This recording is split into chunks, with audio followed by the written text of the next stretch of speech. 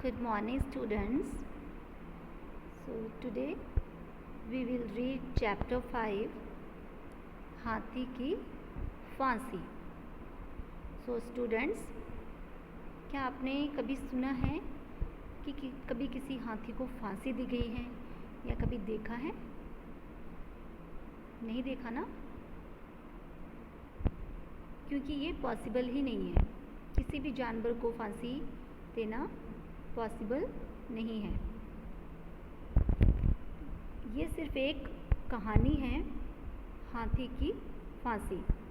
सो इस पाठ के माध्यम से हमें ये बताया गया है कि हमें किसी की बातों में नहीं आना चाहिए, खासकर जब कोई हमारी चापलूसी करता है. यानी जब कोई हमारी बढ़ा चढ़ाकर बड़ाई करे तो हमें समझ जाना चाहिए कि उन्हें हमसे कुछ मतलब है. उस समय हमें अपनी बुद्धि का प्रयोग करना चाहिए, अपने दिमाग का प्रयोग करना चाहिए. यानी इस चैप्टर में यही बताया है कि किस तरह से नवाब साहब जो होते हैं वो चाटुकारों यानी कि जो चापलूसी करते हैं उनके चक्कर में फंसकर कैसे वो अपना पैसा, अपनी धन दौलत को बर्बाद करते हैं. तो आइए हम इस पाठ को विस्तार से जानेंगे, इस कहानी को विस्तार से समझेंगे. ये कहानी है नवाब साहब और उनके कुछ साथियों की, यानी उनके जो चापलूस होते हैं. तो कई दिन से जो उनके चापलूस थे उनको हाथ मारने का अवसर नहीं मिला, यानी उनको चापलूसी करने का अवसर नहीं मिला. यानी नवाब साहब थे वो या तो आराम पर पैसा खर्च करते थे या फिर चापलूस जिस तरह से चापलूसी करते थे और उनकी बातों पर वो पैसा खर्च करते थे. उनकी उम्र जो है वो ढलती जा रही थी. अब उनके शौक़ भी नहीं थे खास, तो अब उनका ज़्यादातर खर्च जो है वो चापलूसों की बातों पर ही होता था. और उनकी बातें भी बिना पैर सिर के होती थी, बिना सिर पैर की, यानी कि उन बातों का कोई भी मतलब नहीं होता था. वो सभी बातें व्यर्थ की बातें होती थी. तो एक दिन की बात है, नवाब साहब अपने दरबार में बैठे हुए थे और उनके जो चापलूस दोस्त थे वो उनकी तारीफ़ करने लगे और उन्होंने उसकी तारीफ़ में ज़मीन आसमान एक कर दिया. ठीक है, इस तरह से वो सभी बारी बारी से अपनी बात कहे जा रहे थे. एक उनके मित्र थे यास्मीन मियाँ और दूसरे थे सैयद नजमुद्दीन और एक थे हाफिज़. तीनों जो हैं वो चापलूसी करते और उनका चौथा मित्र था मुन्ने मिर्ज़ा. वो सभी एक दूसरे की हाँ में हाँ मिलाते जा रहे थे जिससे कि बादशाह को पूरी तरह से विश्वास हो जाए. तो एक बार उन्होंने कहा कि मुन्ने मिर्ज़ा ने कहा कि उन्होंने एक ख्वाब देखा.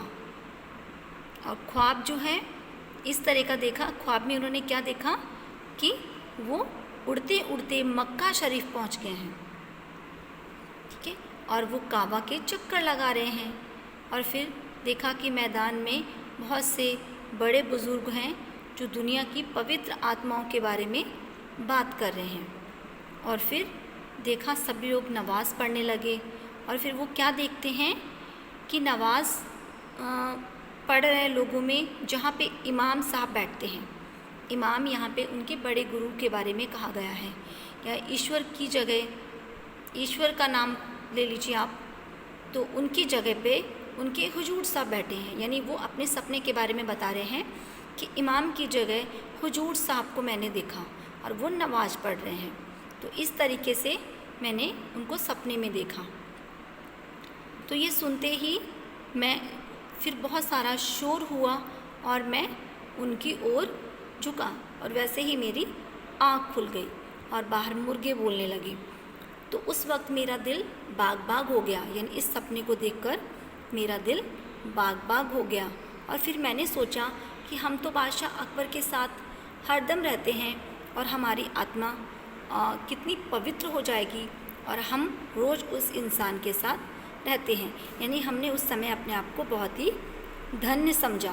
तो इस तरीके से वो बादशाह अकबर की तारीफ़ किए जा रहे थे, उनकी चापलूसी किए जा रहे थे। और आगे जो उनकी दोस्त थे यास्मीन मियाँ और हाफिज़ जो हैं, वो भी उनकी हाँ में हाँ मिलाए जा रहे थे। और वो भी कह रहे थे कि दुनिया में हुजूर से बढ़कर भला कौन नेक है, मैं तो मामूली इंसान हूँ। मेरे पास अगर धन दौलत होती तो इसी खुशी में मैं किसी को भी भूखा ना रहने देता। यानी मुन्ने मिर्ज़ा बोले, सचमुच इन पर तो सब कुछ लुटा देने का जी चाहता है। अब यास्मीन मियाँ भी पीछे नहीं रहे, वो भी बोले, कलेजा चीर के देखा जाए तो ये सब आप ही के रंग में रंगा है। जब से ख्वाब सुना है, मन करता है तन के कपड़े उतार कर किसी गरीब को दे दूँ। यानी वो इतनी बड़ी बड़ी डींगें हाँक रहे थे बादशाह के सामने। तो इस तरीके से बादशाह जो हैं वो अपनी तारीफ़ सुनकर बहुत ज़्यादा खुश हो रहे थे। उन्हें लगा कि ये सभी सच में बोल रहे हैं, लेकिन उनका मकसद था बादशाह से कुछ पैसे निकलवाना। तो इस तरीके से नवाब साहब बोले कि तुम क्यों खर्च करोगे, जो करूँगा मैं करूँगा। तो उन्होंने तुरंत खजांची को बुलाया। खजांची यानी कि जैसे दरबार में जो पैसे का हिसाब किताब रखते हैं उन्हें खजांची कहा जाता है। तो खजांची को बुलाकर 1-2 हज़ार रुपये ले लो, उन्होंने ये हुक्म दिया। और गरीबों को कोठी के सामने दोनों वक्त यानी कि सुबह शाम खूब खिलाओ। तो अगले दिन से ही खाने पीने का प्रोग्राम शुरू हो गया। दावत चली, किसी को चना चबेना मिला, किसी को पूड़ी कचौड़ी, और जो पैसे बच गए थे वो सभी चापलूसों ने आपस में बांट लिए। तो नवाब साहब ने सोचा कि गरीबों को तो खूब खाने को मिला, लेकिन चापलूसों ने सोचा कि बादशाह को अच्छा मूर्ख बनाया। तो इस तरीके से वो हर रोज़ बादशाह को मूर्ख बनाकर उनसे पैसे ऐंठते थे। तो एक दिन फिर से महफिल जमी और उस समय गाड़ियों इमारतों का जिक्र शुरू हो गया और सभी रेलगाड़ी पर चर्चा करने लगे कि रेलगाड़ी किसने बनाई है। साहब ने कहा, रेलगाड़ी तो बहुत आराम की चीज़ है, तो ये बनाई किसने है और कब बनाई है। तो मुन्ने मिर्ज़ा बोले, हुजूर रेलगाड़ी तो ठेकेदारों ने बनाई है, बहुत दिन हुए तब बनी थी। हाफिज़ बोले, ठेकेदार बनाएंगे नहीं हुजूर, रेलगाड़ी तो फिरंगियों के दिमाग से निकली है। फिरंगी यानी कि यहाँ पे अंग्रेज़ों के लिए कहा गया है। यास्मीन बोले, हुजूर इन्हें नहीं पता, रोम के सुल्तान ने रेलगाड़ी चलाई है, तब इनसे ये काम नहीं लिया जाता था। तो नवाब बोले, तब क्या काम लिया जाता था। तो यास्मीन मियाँ बोले, हुजूर रोम सल्तनत का कोई भी आदमी रेल में सवार नहीं होता था, वे रेलों में कचरा ढोने का काम करते थे, कचरा भरकर जंगलों में फेंका करते थे, और इन फिरंगियों ने भाप से उसे चलाया और आदमियों की सवारी का काम लेने लगे। लेकिन हुजूर अब भी रोम, अरब, ईरान, इराक जैसे बड़े बड़े देशों में रेल में भले आदमी का सवार होना अच्छा नहीं माना जाता। इस तरीके से वो सभी अपनी अपनी बात बादशाह के सामने रख रहे थे, यानी बादशाह को फिर से वो मूर्ख बना रहे थे।